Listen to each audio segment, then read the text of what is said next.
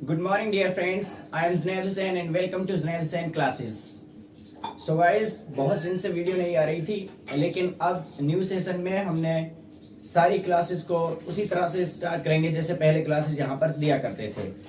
तो आज हमने एनसीईआरटी 10th क्लास से जो सीरीज वाइज जो टॉपिक चल रहे हैं उसी को जैसे जैसे क्लास में टॉपिक चलते रहेंगे वैसे वैसे यहाँ पर कवर अप किया जाएगा।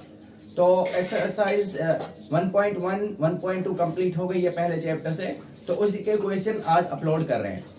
तो गाइस देखिए, पहले जो चैप्टर है वो मेनली बेस्ड है रेशनल नंबर्स के ऊपर। अब रेशनल नंबर्स क्या होते हैं? The numbers which can be written in the form of p upon q. ऐसे नंबर जिनको आप पी अपॉन क्यू की फॉर्म में लिख सको, ऐसे नंबर को हम रेशनल नंबर बोल देते हैं। अब इस सीरीज में जो पहला क्वेश्चन है वो है, इसमें आपको क्या करना है, यूक्लिड से डिवीजन एल्गोरिथम का प्रयोग करके निकालना है आपको एचसीएफ। नॉर्मल आप एचसीएफ प्राइम फैक्टराइजेशन से आसानी से निकाल देते हो। अब बात आती है कि यूक्लिड्स एल्गोरिथम थ्योरम होती क्या है। तो गाइस मान के चलो, अगर ए और बी दो नंबर हैं, यहाँ पर ए और बी क्या है, A and B are two numbers, जहां पर ए की वैल्यू क्या है, ए की वैल्यू ज्यादा है और बी की वैल्यू कम है। तो हम क्या करते हैं, ए को अगर हम अंदर रख लें, यानी ए को अगर हम यहाँ पर अंदर रख लें और बी से इसको हम डिवाइड करें, तो ये कितने पर जाएगा, क्वीसेंट पर जाएगा, और इसका रिमाइंडर कितना बच जाएगा, आर। नॉर्मल यही होता है, यानी डिवाइड एंड अंदर वाला होता है, डिवाइड एंड यह होता है अंदर वाला, और बाहर वाला क्या होता है, जिससे हम इसको भाग करते हैं, डिवाइजर। यह आ जाता है यहाँ क्वीसेंट, और नीचे बच जाता है हमारे पास रिमाइंडर। तो ये होता है, यानी डिवाइड एंड यहाँ पर बराबर होता है डिवाइजर मल्टीप्लाई क्वीसेंट और प्लस में रिमाइंडर। तो अगर हम इसके फॉर्मूले की बात करें तो यहाँ पर ए बराबर कितने का हो जाएगा, ए बराबर हो जाएगा बी क्यू प्लस में आर। अब यहाँ पर जो क्वीसेंट की वैल्यू होती है, क्वीसेंट की वैल्यू, ये जो क्यू की वैल्यू होती है, ये क्यू की वैल्यू लाई करती है जीरो से, यानी जीरो भी हो सकती है, बराबर हो सकती है जीरो के, ये रिमाइंडर, लेकिन कम किससे होगी, ये कम होती है बी से। ये फंडा होता है यूक्लिड्स एल्गोरिथम थ्योरम का, यानी बड़ा नंबर होगा अंदर, छोटा नंबर होगा बाहर, और क्वीसेंट होगा यहाँ पर साइड में, और रिमाइंडर होगा नीचे। अब जो रिमाइंडर की वैल्यू होगी वो लाई करेगी जीरो से बी के बीच में।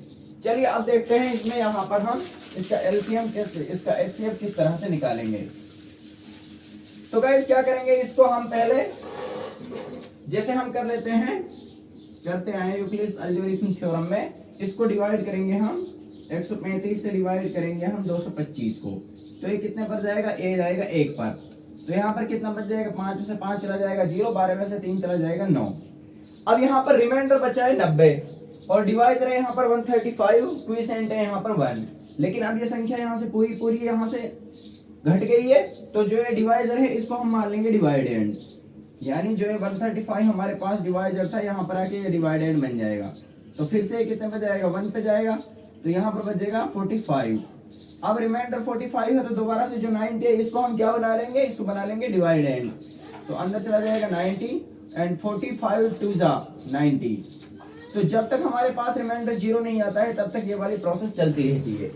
तो फाइनली इसका एचसीएफ हमारे पास कितना आया है, फाइनली इसका एचसीएफ हमारे पास आया है 45। अब इसमें आप क्या करोगे, स्टेप लिख दोगे यहाँ पर। स्टेप 1 में हमने क्या किया है, स्टेप 1 में हमारे पास जो यहाँ पर डिवाइड एंड था वो था 235, डिवाइजर था यहाँ पर 135, और क्वीसेंट था यहाँ पर 1, और रिमाइंडर था यहाँ पर 90। ऊपर आप लिख दोगे Euclid's division algorithm using algorithm. ये क्या बोलती है, ये बोलती है बी इज इक्वल टू, ये बोलती है A is equal to B Q plus में आर। तो ये हो जाएगा यूक्लिड्स डिवीजन एल्गोरिथम। अब फर्स्ट स्टेप हो गया, सेकंड स्टेप में क्या है, सेकंड स्टेप में 135 हमारा बन गया है डिवाइड एंड, और 90 यहाँ पर डिवाइजर है। क्वीसेंट कितना है यहाँ, क्वीसेंट है यहाँ 1, और रिमाइंडर कितना है 45। और लास्ट स्टेप में क्या क्या है, स्टेप थर्ड में जो हमारा 90 है ये बन गया है यहाँ पर 90 बन गया है डिवाइड एंड, डिवाइजर है 45, यहाँ से कितने से मल्टीप्लाई हुआ है, 2 से, प्लस में 0। यानी हमें वो वाला स्टेप देखना है जिसमें रिमाइंडर 0 आ रहा हो।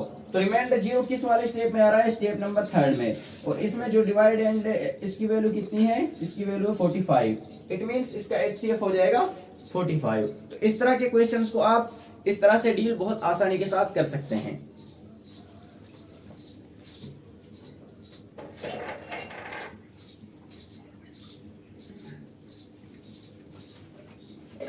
अब नेक्स्ट क्वेश्चन में बोला गया है, show that any odd positive integer can be written in the form of 6q + 1, 6q + 3 and 6q + 5। किसी भी ऑड पॉजिटिव इंटीजर को आप 6q + 1 की फॉर्म में लिख सकते हो, 6q + 3 की फॉर्म में लिख सकते हो, 6q + 5 की फॉर्म में लिख सकते हो। अब यूक्लिड्स एल्गोरिथम में मैंने आपको बताया था कि यूक्लिड्स एल्गोरिथम में हम क्या लिखते हैं, bq + r, ये एक नॉर्मलाइज्ड फॉर्म होती है। अब यहाँ पर नॉर्मलाइज्ड फॉर्म की बात हो रही है और नंबर हमारे किस सीरीज में दिए हुए हैं, 6q + 1, 6q + 3 और 6q + 5। अगर हम इस चीज को इससे कंपेयर करें तो देखिए यहाँ पर bq प्लस में r, यानी ये r की जो है वैल्यू चेंज हो रही है 1, 3 और 5, ये तो आ रहा है हमारे यहाँ पर रिमाइंडर। और जो q के साथ मल्टीपल में है b की वैल्यू हर जगह पर सेम आ रही है, यानी 6, 6, 6। तो इससे एक बात क्लियर यह होती है कि b की वैल्यू तो हमारे पास है 6, ठीक है, और a की वैल्यू हमारे पास ऑटोमेटिकली ऑब्वियसली b से ज्यादा होगी, क्योंकि हम इस a को ही तो भाग कर रहे हैं b से, और q यहाँ पर क्वीसेंट है, तो a की वैल्यू क्या होगी, b से ज्यादा होगी। अब यहाँ पर यूक्लिड्स डिवीजन एल्गोरिथम में बोला जाता है कि जितनी b की वैल्यू होगी उसमें रिमाइंडर की वैल्यू 0 से उसके बीच में लाई करेगी। तो यहाँ पर जो रिमाइंडर होगा वो कितने से कितने के बीच में होगा, रिमाइंडर या तो 0 होगा या 0 के बराबर होगा, लेकिन 6 कभी नहीं होगा, 6 से कम होगा। ये सीरीज होगी, यानी रिमाइंडर क्या क्या हो सकता है, 0 हो सकता है, 1 हो सकता है, 2 हो सकता है, 3 हो सकता है, 4 हो सकता है, 5 हो सकता है, लेकिन रिमाइंडर कभी भी 6 नहीं होगा। तो यहाँ पर पॉसिबल रिमाइंडर क्या क्या है, पॉसिबल जो रिमाइंडर है वो क्या क्या हो जाएगा, रिमाइंडर जो यहाँ पर पॉसिबल है वो हो जाएगा 0, 1, 2, 3, 4 और 5। ये आपके यहाँ पर रिमाइंडर पॉसिबल हो जाएंगे। अब अगर ये रिमाइंडर पॉसिबल है तो जो हमारा नंबर है ए, एक पॉजिटिव इंटीजर जो हमने माना है, तो ए जो पॉजिटिव इंटीजर हमने माना है, let A be an positive integer, तो ए की जो नॉर्मल फॉर्म क्या होती है, ए की नॉर्मल फॉर्म होती है bq प्लस में r, यही होती है। अब देखिए b की वैल्यू यहाँ पर हमारे पास है 6, b की वैल्यू कितनी है 6, तो ये हो जाएगा 6 क्यों, एक केस में रिमाइंडर हम रखेंगे 0, एक केस में हम रिमाइंडर रखेंगे 1, 6q + 1, एक केस में रिमाइंडर हम रखेंगे 2, अगले केस में रिमाइंडर रखेंगे 3, उससे अगले केस में रिमाइंडर रखेंगे 4, उससे अगले केस में रिमाइंडर रखेंगे 5। अब गाइस ये बताइए ऑड नंबर क्या होता है, ऑड नंबर क्या होता है, the numbers which can B divided by 2, ऐसे नंबर जो कंप्लीटली पूरी तरह से 2 से डिवाइड हो जाएं उनको तो बोलते हैं इवन नंबर, और जो 2 से कंप्लीटली डिवाइड नहीं होते हैं उनको बोलेंगे ऑड नंबर। अब यहाँ पर देखिए हर चीज को देखने से पता चल रहा है कि 6q तो यहाँ पर सब में क्या है, सब में इवन है, क्योंकि 6 क्या होता है 2 से कंप्लीटली डिवाइड हो जाता है। अब अगला नंबर देखते हैं, अगला नंबर 0 है, 0 2 से कंप्लीटली डिवाइड हो जाता है, इसलिए ये क्या होगा, ये ऑड नहीं होगा, ये ऑड होगा, ये ऑड नहीं होगा, ये ऑड होगा, ये ऑड नहीं होगा, ये ऑड होगा। यानी क्या प्रूफ हुआ हमारे पास, नंबर 6q प्लस में 1, 6q + 3 and 6q + 5, these numbers can be written in the form of odd numbers। कौन कौन से नंबर लिखे जा सकते हैं, 6q + 1 लिखा जा सकता है, 6q + 3 लिखा जा सकता है, 6q + 5 लिखा जा सकता है, क्योंकि 6q तो हर केस में डिवाइड हो जाएगा 2 से, लेकिन 1 2 से डिवाइड नहीं होगा, 3 2 से डिवाइड नहीं होगा और 5 2 से डिवाइड नहीं होगा।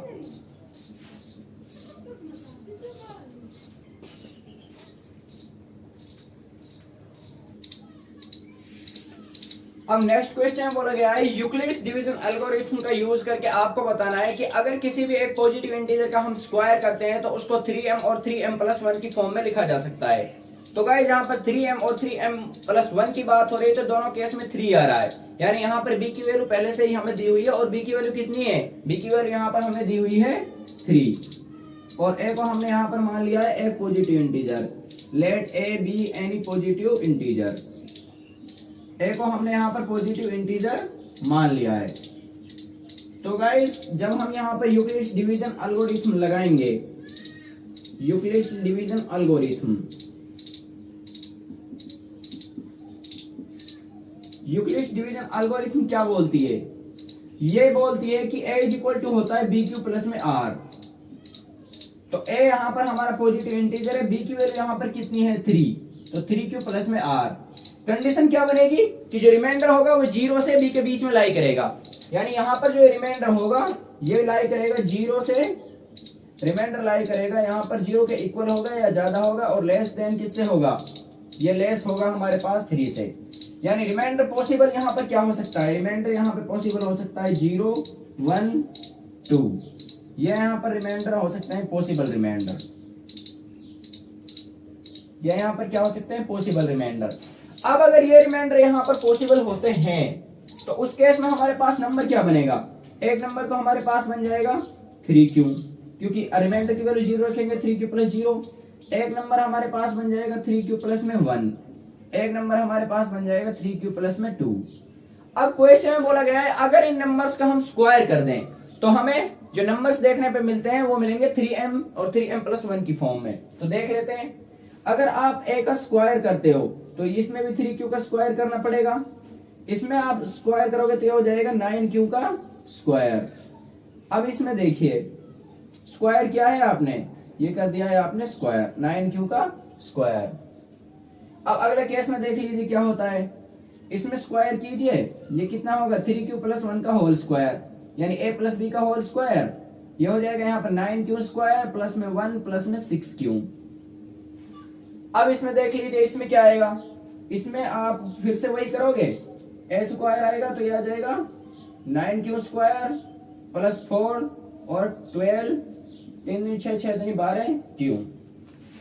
अब इसमें क्या होगा, आप क्या लिख सकते हो, इसको आप लिख सकते हो 3 इंटू में 3q का स्क्वायर, 3 कॉमन ले लोगे, इसमें आप 3 अगर इसमें से कॉमन ले लोगे तो अंदर क्या बच जाएगा 3 इंटू में 3q स्क्वायर प्लस 2q और प्लस में 1, और यहाँ पर आप 3 कॉमन लोगे तो अंदर बच जाएगा 3q स्क्वायर प्लस 4q और प्लस में 4, प्लस में यहाँ पर आप इसको 1 कॉमन ले लोगे और अंदर बाहर बच जाएगा 1।